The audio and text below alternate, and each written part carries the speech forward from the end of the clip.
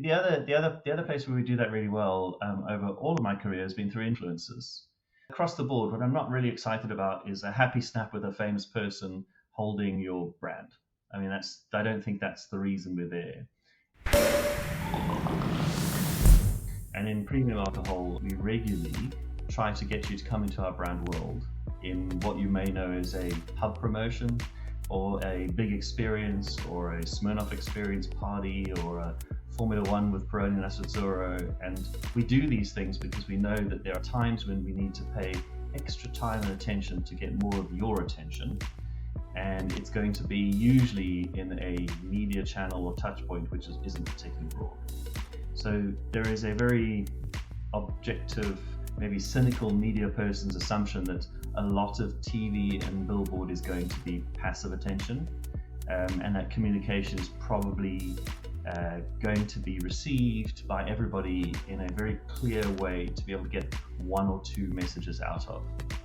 But when it comes into the high attention spaces, and I'm talking about things like the promotions we're doing, things like we did a really cool thing, now that you mentioned Asahi Beverages, we did a really cool thing with a electronic dance music platform where we were able to really delve deep into what is effectively an interest segment and speak to them in a unique way. The other place where we do that really well over all of my career has been through influencers.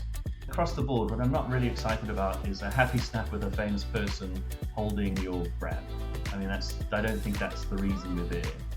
I think the role that they do really well is we need to segment our markets always, which is what we're talking about. So within the broader piece, there is an important segmentation. And look, we always segment by country, so we're okay with that. We segment by language. And actually, in big countries, there are multiple different segments of people who could perceive category entry points with our products in different ways because they just do things differently.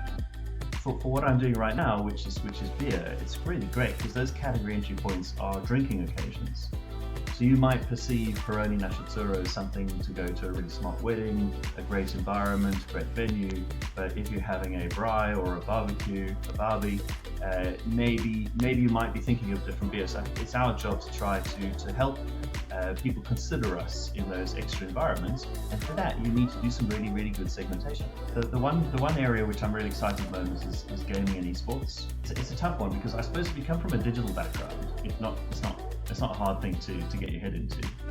But if you don't, and if you've never played games, or you've maybe played games but you don't talk about the fact that you have a PlayStation, it's difficult to get those kind of marketers to think of that space, which is such an incredibly important space. And if you throw the metaverse into that same category, it's possibly a huge part of our future. And understanding how to do things in those space really means that you need to segment the market very carefully and understand what that segment is, because it's not a segment of gamers. That's way oversimplification.